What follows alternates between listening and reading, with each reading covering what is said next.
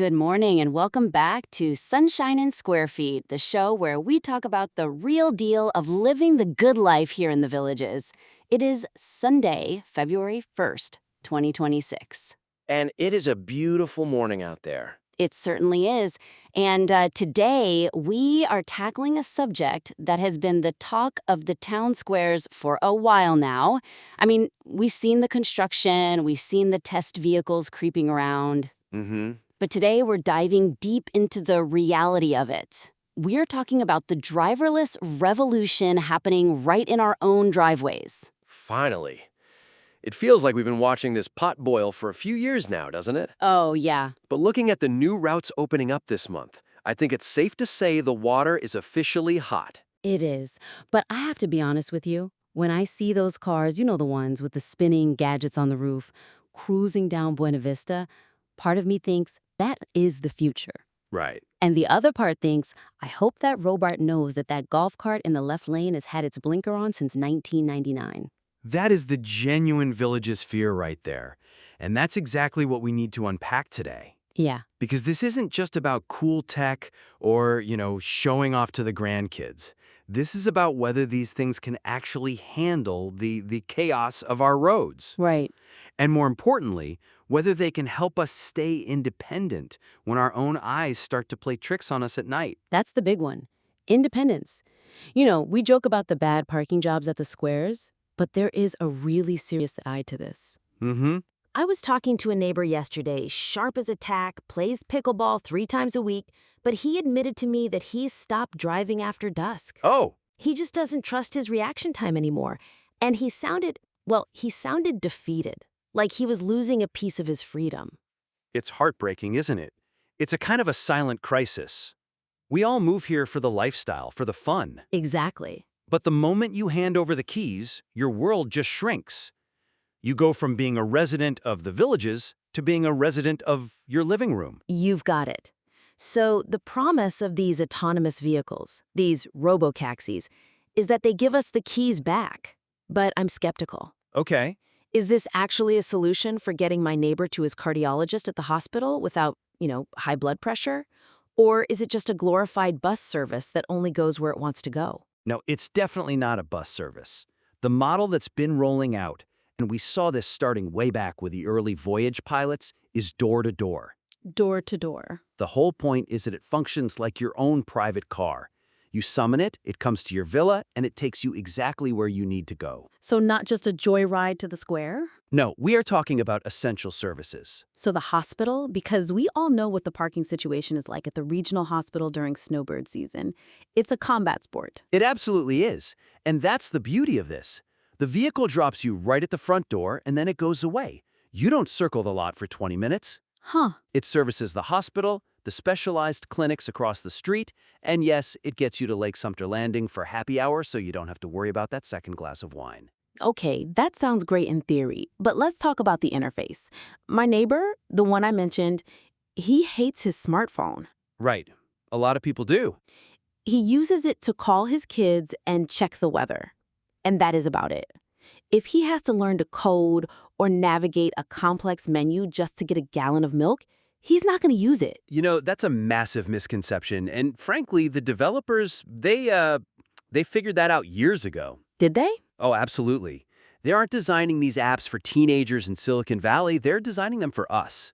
I actually got to see the beta interface for the new service launching near Brownwood. And? What's it like? It's incredibly simple. We're not talking about typing in addresses or dropping pins on a map. It's huge buttons. Okay. Literally icons that say home, Publix, doctor, square. It's all voice command enabled too. Oh, really? Yeah, you just get in and say, take me to the MVP Athletic Club, and it confirms it and goes. If you can talk to Alexa to set a timer, you can summon one of these cars. Voice command is a game changer. I can handle yelling at a machine. I do that with the TV remote all the time. Exactly. And the data backs this up. Adoption of app-based services here is way higher than people think. Provided the buttons are big enough to read without reading glasses. All right, so I can call the car. Now let's talk about the ride itself. This is the part that makes me sweat a little. We live in a A unique ecosystem. We have cars, we have pedestrians, and we have an army of 50,000 golf carts that believe traffic laws are merely suggestions. That is true. So do these robot cars share the lanes with the golf carts? Are they on the multimodal paths? Great question. No, they are not on the multimodal paths. You are not going to see a robotaxi squeezing past you on the bridge over 44. Okay, that's a relief. These vehicles stick to the main road network, so the villa roads and the boulevards where the speed limit is typically 25 or 30. Okay, but that's where the conflict happens. Picture the roundabout at Morse and 466. It's 4 p.m., traffic is heavy, you've got a visitor from New Jersey in a rental car who doesn't know who yields. And you've got a golf cart cutting across 3 lanes to get to the gate. How does a computer handle that mess without just slamming on the brakes and freezing? Well, that's actually why the Villages was chosen as the testing ground in the first place. It's a kind of controlled chaos. Controlled chaos, I like that. Because the speed limits are low, that 25-mile-per-hour sweet spot, the sensors have time to process everything. I was reading a technical breakdown from the team that mapped our streets, a company called Carmera. Uh-huh. And they didn't just map the lanes, they mapped the behavior. The behavior, what does that mean? Yes, the car knows that at that specific roundabout, people tend to cut the lane. It anticipates the rule breaking. Wow. And the sensors, the LiDAR and cameras, they have a 360-degree view that updates thousands of times a second. So when that golf cart with the blinker on starts drifting into the lane, The car's already seen the it. autonomous vehicle has already calculated it 3 seconds before a human driver would even notice. So it's defensive driving on steroids. Precisely. And remember, the computer doesn't get road rage. It doesn't get impatient.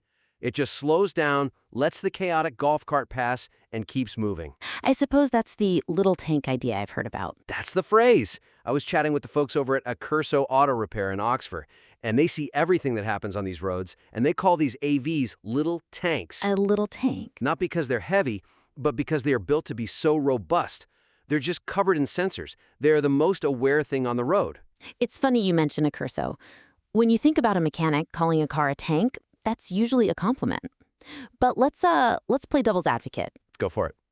Is this safe, really, or is this just marketing hype telling us we're safe? Because I remember when they told us the internet would be safe, and now I get 5 scam emails a day. Skepticism is healthy, but in this case, we have the receipts. Do you remember the study the University of Florida did with the beep shuttles a couple of years back? I remember seeing the shuttles. Yeah, they look like toasters on wheels. They did. But UF surveyed hundreds of older adults right here who rode in them. And the fascinating thing wasn't that the tech worked. It was the psychological shift. Okay. Before the ride, people were nervous. They didn't trust it. But after a single ride, the trust skyrocketed. The passengers actually felt safer in the robot shuttle than they did driving themselves. That's a strong statement. Safer than driving themselves. Well, look at the stats. The Chamber of Commerce isn't shy about this. Over 90% of accidents are driver error. 90%? They don't have a martini at lunch. That might be the best selling point yet. If you remove the human error, you remove almost all the risk. Okay, but let's talk about the other kind of cost. We've established it's probably safer than my neighbor driving at night. But is it going to bankrupt him? We're on fixed incomes here. Right. If its costs as much as a private limo, nobody's going to use it. This is where the math gets really interesting. And I'm not just pulling numbers out of thin air. I was digging through the financial models from the U.S. Chamber of Commerce reports last night. You know how to party on a Saturday night. I do what I can. But listen to this comparison.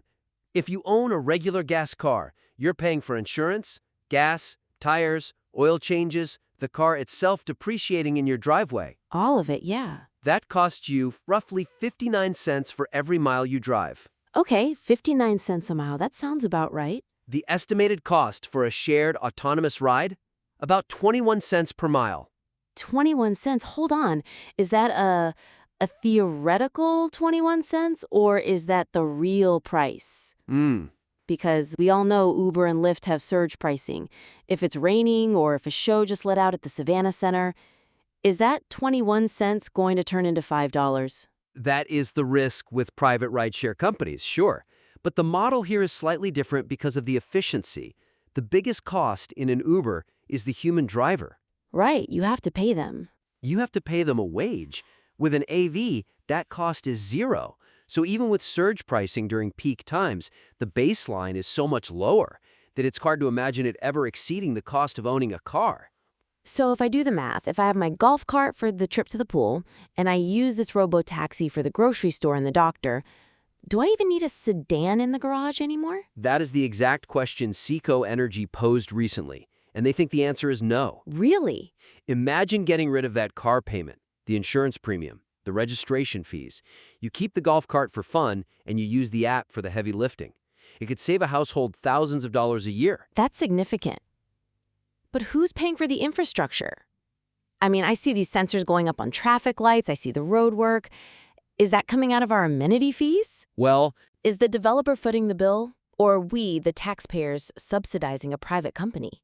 it's a mix, but the county and state are heavily involved.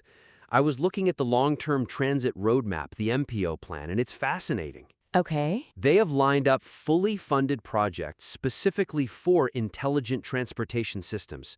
This isn't just a private company experimenting. This is the state of Florida saying, this is the future of transit for seniors and putting tax dollars behind it. So it's subsidized in the sense that the roads are being prepped for it. Exactly. Because for the county, it's cheaper to upgrade the traffic lights than it is to deal with thousands of accidents or build massive new bus systems that nobody uses. Okay, so the money is there, the safety data is there, but let's ground this in reality. It's February 2026. We are seeing these cars. When is this service going to be available to everyone? I mean, are we talking next month, or is this still 5 years away? It is not 5 years away. It's knocking on the door. Look at Orlando. Waymo launched there just a few months ago in December 2025. Oh, that's right. They're in Miami too. The tech is already operating commercially less than an hour from here. The ripple effect. Exactly. We are moving out of the pilot phase. You know, for a long time, it was just the village of Virginia Trace because it was close to the square. But now, with the mapping complete, the expansion is moving neighborhood by neighborhood. I wouldn't be surprised if we see full community coverage within the next 18 months. That fast? The MPO plan goes out to 2045, but the heavy lifting is happening right now. The construction we all complained about last year? Yeah? That was the foundation. Now they just have to flip the switch. It really feels like we are living in a test tube sometimes, but in a good way, it enhances the advantage of living here. I mean, where else in the world can you retire and have a personal chauffeur that works for pennies? It's a huge selling point. If you tell a prospective resident you don't need to worry about driving at night ever again, that seals the deal. Yeah. It keeps people in their homes longer. It delays the need for assisted living. That is the real value. And it keeps the social life alive. That's what I keep coming back to. My neighbor doesn't have to miss the block party because it ends after dark. He doesn't have to miss the movie at the Rialto. Mobility is a human right. It sounds like a slogan, but when you see it in action, when you see someone get out of one of these cars at the square, smiling because they got there on their own terms, it feels very real. So for the listeners sitting at home right now, wondering if they should trust this, what is the takeaway? The takeaway is, don't be afraid of the little tank. It sees the road better than we do, it's cheaper than your car, and it's the key to staying independent. And for those who are still skeptical, I'd say give it a try. The next time you see an opportunity to take a ride, just do it. The fear vanishes the moment the door closes and the car merges perfectly onto the roundabout. I love that. And I have a little homework assignment for our listeners this week. A homework? Just a little bit. Next time you are out at Lake-Sumter Landing or Brownwood, keep your eyes peeled for the vehicles with the green sensor arrays spinning on top.